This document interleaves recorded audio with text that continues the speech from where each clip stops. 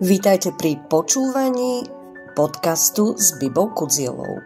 Moje meno je Biba, žijem v Rakúsku od roku 2007 a od roku 2007 pracujem v tejto oblasti aj ako opatrovateľka.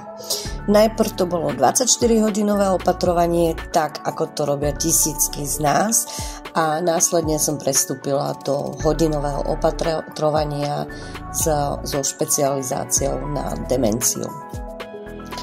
K mojej osobe asi nepotrebujem teraz na začiatok viacej niečo vysvetliť. V tomto podcaste chcem venovať priestor vám, opatrovateľom a opatrovateľkám na trhu, aby sme sa porozprávali o vašich skúsenostiach, o vašich začiatkoch, o vašich problémoch, ale aj starostiach.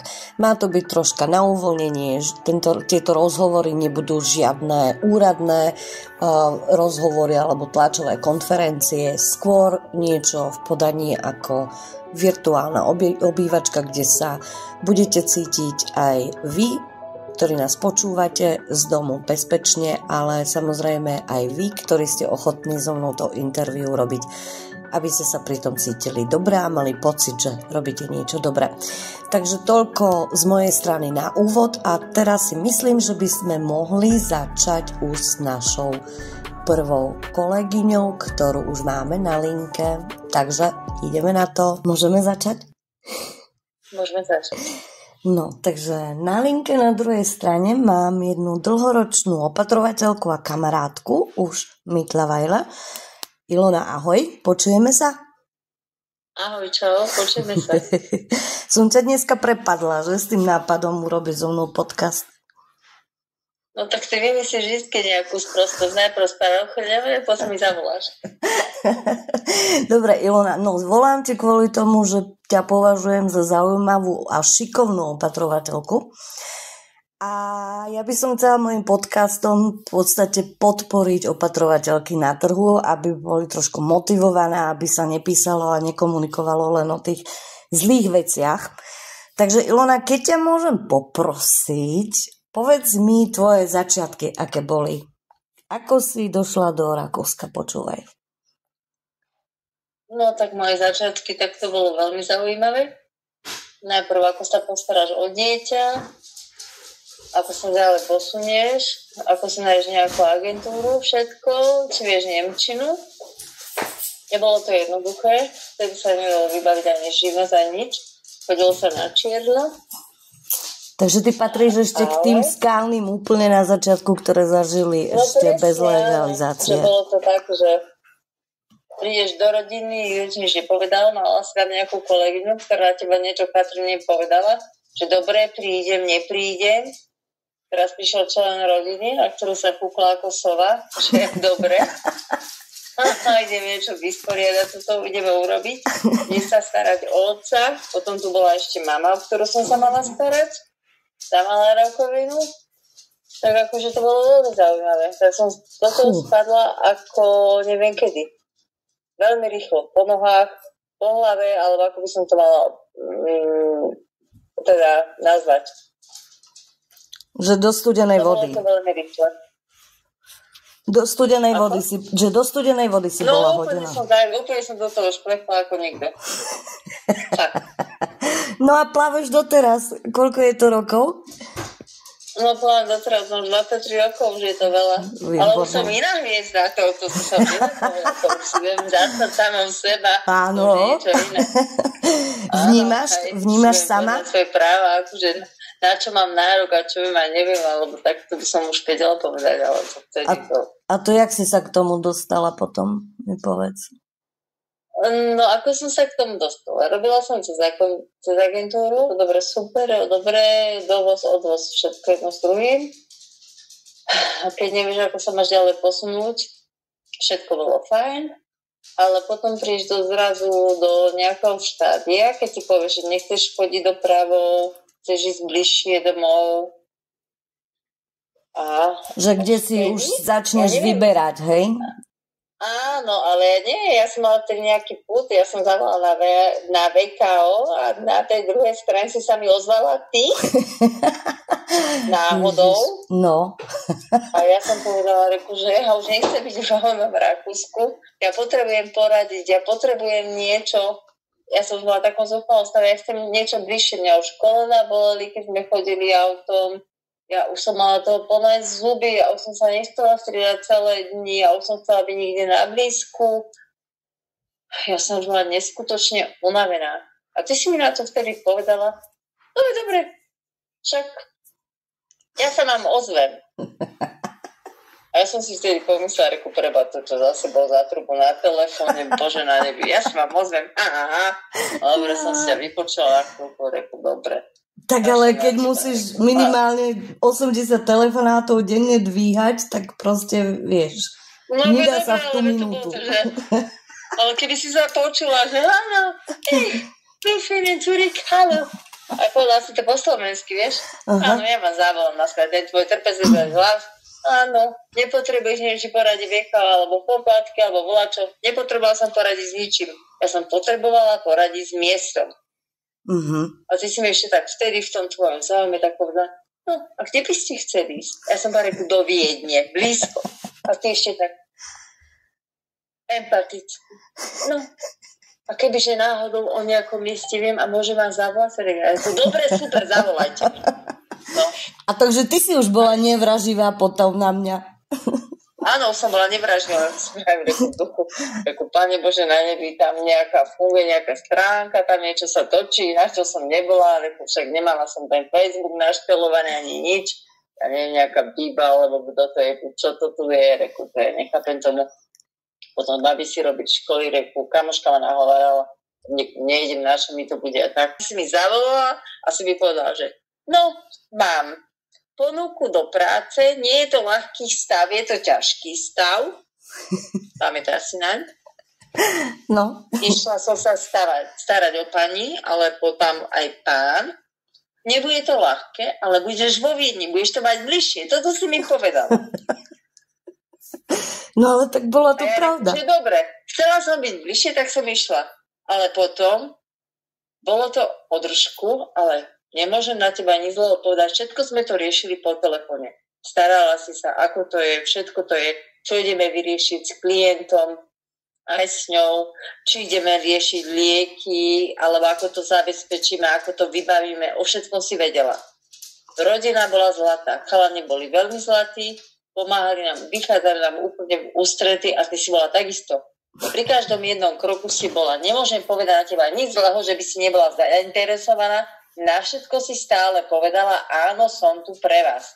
Mohla som ti hocikedy zavolať. No tak ale vedela, keď bolo už večer a nebol notval, tak som bola niekedy nevraživá. No ale áno, no tak cez... No vedia, áno, ale ja som už vedela, že mám tu svoju... časovú bublinu. Čo mi aj synovia povedali, že už som si to mohla vybaviť aj sama. Hej. Mohla som zavolať sanitku, mohla som zavolať hocikedy, mohla som ísť vybaviť doktorke, aký to bola ťažký oriešok pani doktorka vtedy. Takže tam ťa to miesto vlastne nejako, že posilnilo, vycvičilo, hej? No a kompletku na tú palku. No a potom? Ako dlho? Potom som sa dostala do... Tam som bola 3 roky, potom som išla do Obedla. Tam som bola 4 roky. No tak dlhodobo si v rodinách. Áno, dlhodobo v rodinách. No a tam bolo veselo, tam bol plný dom. A všade to také veselo, že keď máte viacej ľudí okolo seba, tak zažije každý niečo iné, má pohľad na život nejaký iný. A stále je to o niečom inom. Ale aj tak keď to... opatrovateľ povie, že chcú byť sami, nechcú mať nikoho iného príslušníka rodinného, nechcú toto mať, tak stretávať, neviem čo. No. A niekedy si myslím, že tie opatrovateľky sú viacej v depresiách, ako sú tie normálne opatrovateľky, keď majú rodiny okolo seba, hej? Tak ono je to vždycky... No ja to vnímam tak, že ono je to vždycky o tých ľuďoch a v podstate by to malo fungovať aj na také báze, ako sú tie, vieš, zoznamovačky online, čo sa párujú ľudia. Aby tam bolo proste, rozumieš, že taký človek, ktorý chce mať action cez deň, tak nech k nemu ide taká opatrovateľka napríklad ako ty, ktorá je taká action sama od seba, hej. A sú klienti, ktorí zase majú radi úplne klíďo, píďo doma, a tak sú aj opatrovateľku, ktorá je zase taká troška utiahnutejšia a aj doma funguje takým tým kľudným štýlom. Len to treba správne dopasovať. A ako ty si hovorila predtým, v podstate aj vždycky o všetkom komunikovať, čo je v rodine, aby sa to dalo riešiť. Lebo to je aj veľký problém opatrovateľiek, žiaľ Bohu, že nerozprávajú. Oni sa boja rozprávať počas turnusu, keď sa niečo deje a idú domov a už až keď sú doma, tak v podstate potom oznámia medzi rečou, že už sa nevrátia. Z akýchkoľvek tisícok dôvodov, ktoré potom udajú, ale nerozprávajú o tom. Ty si rozprávala. Ale ja si myslím, keď som sama za seba, tak by som si mala povedať, čo si myslím o tom, alebo nie. A keď niekedy na to predtým eskalovala, keď som bola v agentúru, som vybuchla, som povedala, že už nevládzem, že má toho dosť. A tak som začínala vtedy, keď som mala 30 rokov. Ja som vybuchla, vyletela som ako Fredka po 8 mesiacoch. Dosť, nebudem to robiť, končím, ja už toto nevládzem. A potom sa pani tam zmenila a boli sme najlepšie kamarátky. Ale každý skúša tvoje hranice. A tam ide o to, pokiaľ si ty dovolíš tie tvoje hranice, aby pokiaľ oni išli. Ale keď dáš jednoducho najavo, nepôjdu tam viacej, tak jednoducho tam už nepôjdu za tvoje hranice. Ale musíš to takouto nekonfliktnou komunikáciou to musíš vysvetliť. Áno, nekonfliktnou, že ty si stále bola milá, áno, stále toto bolo všetko dobre, ale jednoducho jedného dňa mi pretekol ten pohár a už to bolo veľa, som povedala, že nie. A potom sa to zlomilo. Vieš to, že každý si musí uvedomiť, ale keď začínaš, tak si mala, že myslíš, že bože, toto nemôžem, alebo toto neviem čo, alebo ja neviem ako. No lenže... Potom si už človek povie jednoducho, že prídeš na to, že nie, toto je moja hodnota, toto je moja cena, toto spravím, toto už viac robiť nebudem, viem, za čo som platená, viem, koľko môžem, viem, koľko spravím, ale každá žena si musí samú seba ohodnotiť. Asi nakoľko sa cíti, alebo tak by som to povedala. Ilo, opýtam sa niečo. Poznáš pojem dokumentácia? Poznám pojem dokumentácia, 60, keď si vyšla do roboty, zapíšeš si, aké si úkony urobila, vybavíš si, spravíš si zmluvu s rodinou. Všetko to poznám. A na čo ti slúži tá dokumentácia podľa teba? Aby som chránila samu seba. V čom? No vo všetkom, keď príde kontrola, či majú forderung, alebo či majú nejakú opatrovateľku, ako tá opatrovateľka funguje. A teraz tam ide o tých úkonov, ktoré od nich vyžadujú. Napríklad, my tu máme že potrebuje iba zmerať tlak. Dobre? Ale robíš základ, robíš hygienu, všetky tieto základné veci, ktoré musíš robiť pri človeku, ale na to všetko to musíš napísať a spísať. Niekto ti tvrdí, dcera mi napríklad teraz tvrdila, že ona nepotrebuje mať u lekára potvrdenie pre nás, lebo už mala 4-krát kontrolu, že ona to mať nemusí. Ako si to bolo to povolenie? Delegáciu? No, delegáciu, myslíš? Delegáciu, áno, delegáciu myslím. Ona mi povedala, že delegáciu pre nás mať nemusí, lebo nerobíme nič iné. Že ona robí lieky a tie iné veci robiť nemusí. Ja si myslím, že delegáciu mať musíme, ale ona mi to teraz tvrdila, že by to mať nemusíme. Ale že veď ona už mala kontroly predtým. Ja som hovorila, že dobre, ja sa s ňou hádať nebudem. Hej? Takže teraz nemáš delegáciu. Delegáciu nemáme, nie. Lebo ona povedala mi, že teraz mala to teraz stále kontrol, všetko to bolo v poriadku a že my ju mať nemusíme na tieto základné veci. Delegáciu potrebuješ len, keď robíš ošetrovateľské úkony. Keď ona robí lieky a toto, tak je to potom v pohode. Nie, to robí všetko ona. No, takže je to v pohode. Ale tiež vieš, že... No a počúvaj, že odkiaľ vieš, že existuje delegácia a dokumentácia napríklad? Však o teba to všetko viem. Joj, nie tak. Ty sa ma teraz opýtaš, ako ale to vyznie tak, že akoby, rozumieš. Chceš párok s rožkom? Nie, však práve preto... Však v kuse to vyprávaš všade, kade, tade. A všetko, aké som išla potom cez teba, keď si ma volala do Viedne. Však všade som mala tie papiere, všetko pod sebou, pod nosom. Páne Bože, na takže dovtedy si nemala informácie o dokumentácii a tak? To bolo zase niečo iné. Okay. To bolo zase, to bolo zase formou tej agentúry, ako to bolo zviazané dopravy a všetko to zase bolo iné zabezpečené, hej? A zase, keď som sa chcela niekde posunúť vyššie, zase to bolo niečo iné.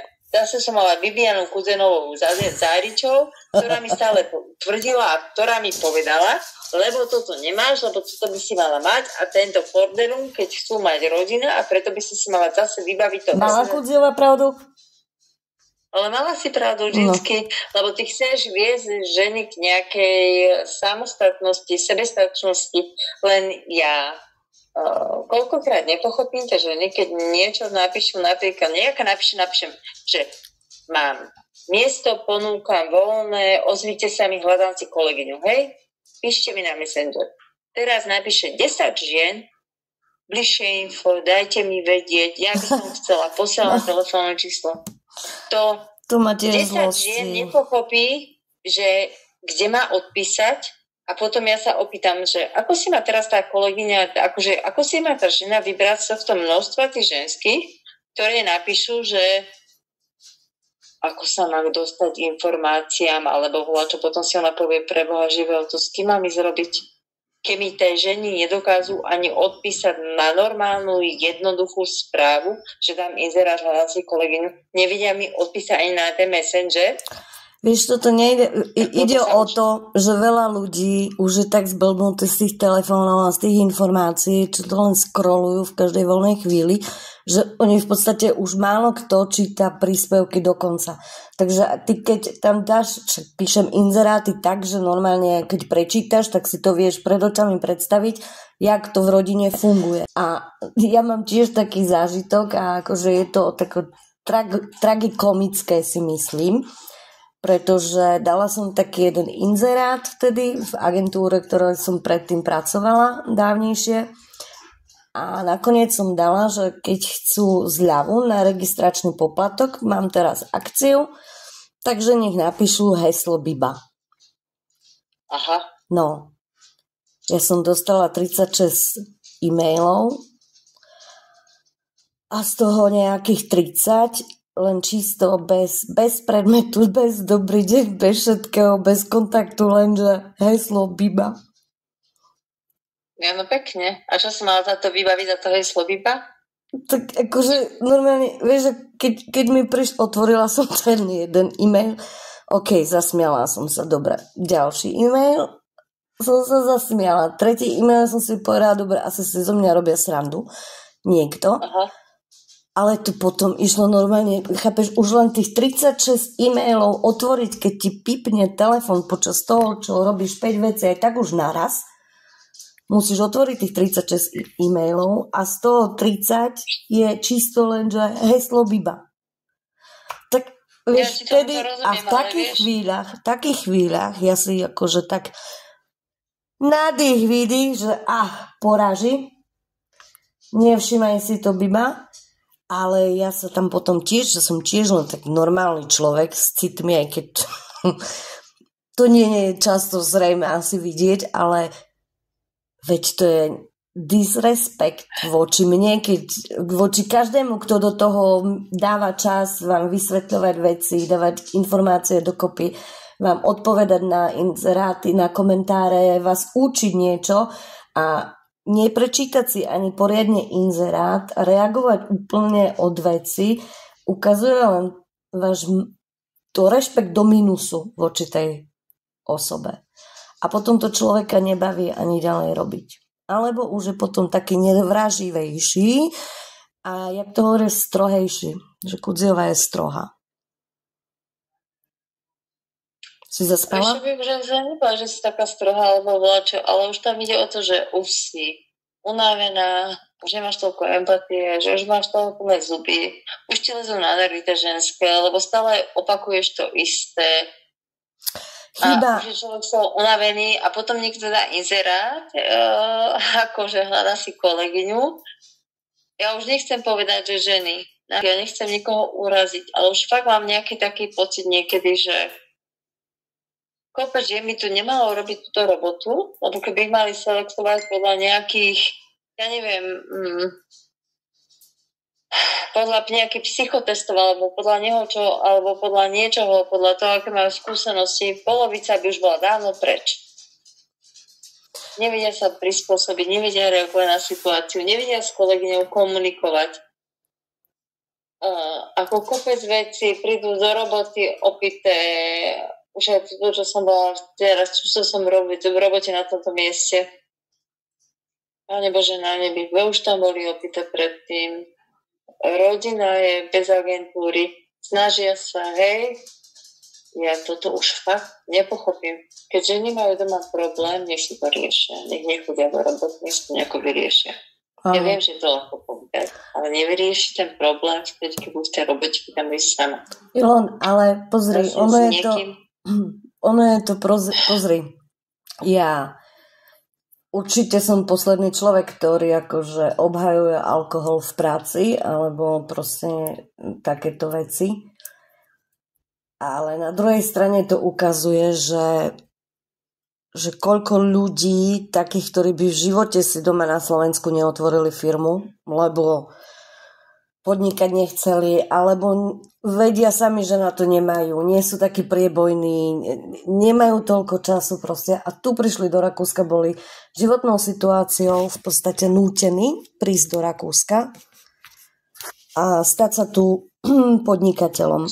A ja vnímam, aj na sebe vnímam, že keď som odchádzala pred 25 rokmi zo Slovenska do Nemecka, tak ja som mala presne tú istú mentalitu, jak teraz aj tie ženy, ktoré sú tu krátko v krajine, že máš taký pocit, ešte vieš, ak sme vyrastali doma na Slovensku, že pani úradnička je pani úradnička, čo povie pani úradnička, toto je pravda, nepýtaj sa, nepapuluj nič, toto pani učiteľka, toto isté, tu šéf ani nič, hlava dole, ani dovolenku nepýtaj, lebo prídeš o miesto, potom prídeš o byt, všetko pospájané a teraz prídeš do zahraničia, kde v podstate máš voľnosť rozprávať, obhájiť si sa a ty v tom nevieš plávať. A to je presne ten problém tých žien, ktoré potom sú akože überfordert, vieš, že proste je to príliš veľa na nich. Na druhej strane, na slovenskej strane hraníc ich tlačí ich životná situácia do toho, aby tu museli byť a vydržať. Ale Ilon, ja si stále myslím, že tou najlepšou cestou je nie sa stavať ako opatrovateľka do pozície ja som obeť, lebo ťa psychicky ťaha úplne dole, už len to, keď si povieš, že chudinka som obeť, ale tak, ale skôr pracovať na sebe, naučiť sa samostatne fungovať, tak ako si sa to naučila ty za tie roky. Není to samozrejme z dňa na deň, ale musíš chcieť. Z tej roboty pre seba to pozitívne. Ty nemôžeš byť negatívna v tej práci. Ty musíš všetko využiť pre seba to pozitívne. A keď to využiješ pre seba to pozitívne, tak prídeš na to, že ti je ešte lepšie, keby si bola zamestnaná v nemocnici ako praktická sestra. Dobre, dôchodkový vek sa nemusíme dožiť. To už je jedno. A to nevieme. Ale je to veľa lepšie. No, pozri sa, ja ti poviem tak, že za posledné 3 roky som akože zažila to, že viacero žien, opatrovateľe, ktoré dlhé roky boli na trhu, tak sa dali nostrifikovať napríklad a skúsili Heim v Rakúsku. A potom išli... Ja som chcela ísť tiež, asi mi to vyhovorila. No a potom išli na Slovensko, sa vrátili, lebo že Heime veľa bolo v Rakúsku. Na Slovensku bolo takisto veľa a ešte s menej pomôckami a za menej peňazí, tak sa po pol roku vrátili naspäť na živnosť do Rakúska. Pretože povedali, že tak ja si odrobím ten turnus, ale ja mám 2 týždne voľno, ja si viem naplánovať celý rok, jak chcem, ja si viem urobiť preto veci ďakujem, a som sama na klienta. Tak ako, neďakovať nemusíš. To ty si sa rozhodla. Ja som ti len povedala ten rozdiel. A ty si mi povedala, dobre, spravíš zo Srebiku, že budeš tam mať kopec hodín, potom kedy budeš chodiť domov, potom 2 týždne, dobre, keď sa možno, že dohodneš, potom voľno hore-dole, budeš tam mať toho veľa, síce zarobíš, a čo ja viem, či sa dožijem v dôchodku, nadar čau. Pre mňa to bolo vybavené. Hotovo. Takže už som bola doma v obraze, tak som si povedala, nie. Radšej strávim telefón s tebou, alebo ťa prídem pozrieť, alebo dám ti novú parochňu, hej, hviezda nebeská, ale to ja robiť nebudem. No dobre, ale je vidieť na tebe, že vieš, čo chceš, že si motivovaná ďalej. A Ilon, čo by si odkázala ženám? Ale teda aj chalanom, nie? Lebo my máme aj mužov v opatrovaní, aj keď málo. Ale ja hovorím žiaľ Bohu o ženách, lebo tie ženy rozprávajú o tých problémoch. Mužov moc nevidím. Takže... Nie, že všade sú problémy, ale nech to každá bere zo všetko, nech to berú so smiechom, s veselou náladou, lebo všade sa dá všetko vykresliť úplne inak. A vždycky si zoberte, aj keď je opatrovať toho dementného človeka alebo koho, on vám neujde. Jednoducho, ako sa nastavíš, tak to bude a tak to je vybavená vec. Ty si robila ešte nejaké školenia, ne? Kurzy. Nie, ja som si urobila školu na Slovensku. A kurzy nemáš iné? To máš v tom urobené. Kurzy som si robila žiadne. No, ale to máš vlastne v tom, ako keď som si urobila školu. No, to hovorím. Myslím si, že to má všetko. Hej. Takže som mala vlastne asi všetko v tom. A vieš, niekedy môžeš mať milión 5 kurzov a neurobíš ti to ani prax, keby si chcela. Takže treba sa nastaviť nejako pozitívne, každý si musí nad tým všetkým povedať, prečo tú robotu robí a povedať si nad tým všetkým asi, že dneska idem do práce, čakám zase niečo veselé, za 2 týždne to skončím, v noci sa vyspím sa, nevyspím sa, čo mi to dá. Ja ráno sa zobudím, klientka stáva okolo 11. Ja idem ráno do šendru, vlastne zabehať, večer vyspám o 10. Má sa veľmi dobré. V podstate je to o tom, jak sa ty nastavíš ako človek, lebo to, čo vysielaš, tak aj príjmaš. Áno, ale ja som teraz tiež v práci, som zase klientka je dementná jednou s druhým a teraz ako sa ty nastavíš, buď to príjmeš, alebo to nepríjmeš, alebo buď to budeš, ja neviem, negovať. Dobre, ja napríklad hačkujem, hej, v práci. Ona sa ma opýta 10 razy, čo robím, ja robím jedno fus. Ona sa mi vždy na tom usmiem, ja skúsim angličane odpoviem, že robím to isté. Všetko v pohode. Skončíme tu na balkóne, sme 1.5 hodiny, opýta sa ma tu 10-15 krát, je to stále úsmev na tvári, odpoviem, ona je spokojná, zje zmrzninu, vypije si jednu kávu, potom je naspäť domov a sme úplne šťastní a spokojní. Opýta sa ma, kedy príde mama, kedy príde otec, ja som povedal, ešte nie sú doma z práce a je to vybavené. Takže nevysvetľuješ im, že mama, otec sú dávno mŕtvi? Nie, absolútne nič. V noci večer ma poslala, že mám ísť spať, že už som unavená, dvakrát sa vyzývla. Ja idem spať. Řeku, vy povíte ako? Za chvíľku. Dobre. Tak ja odídem, ja potom prídem, reku, no čo, idete spať sama alebo so mnou? S tebou. Dobre, v pohode. Môžem pomôcť? Áno. Neriešim veci jednoducho, ktoré riešiť netreba. No nechávaš im fungovať samostatne. To je presne to, čo dementní chorí potrebujú. Opatrovateľe, ktorí nevedia takto fungovať, ktorí nevedia absolútne takéto veci zažívať, ktorí nevedia sa prispôsobiť a potom je ťažko s nejakou kolegyňou tak spolupracovať. Tak ešte keď to nevedia a že majú ochotu, keď ti niekto povie, poradí a to prijať, tak áno, hej. To je veľký rozdiel. Ale vieš čo, Ivon, tak akože nakoniec, lebo už je to 29 minút sme teraz, máme rozhovor a Ivon, ja si stále myslím, že aj napriek tomu, že ako je to na Facebooku momentálne na sociálnych sieťach tak negatívne nastavené, že je to väčšinou tých cirka 30%, ktorí sú nespokojní, sú viditeľní, pretože ten zvyšok už nemá náladu ani energiu a v podstate ani nechce sa do tých žabomyších vojen ako sa povie, zamontovať, zapájať, áno. A takže preto aj ja ďakujem za také opatrovateľky, ktoré sú na trhu ako si ty. Lebo áno, mala som možnosť spoznať pracovne a už sme aj kamarátky, no, ale si naozaj si úplne normálny človek, ale motivovaný, aktívny a ktorý chápe to, čo opatrovanie je, čo ľudia potrebujú a za to som ti vďačná.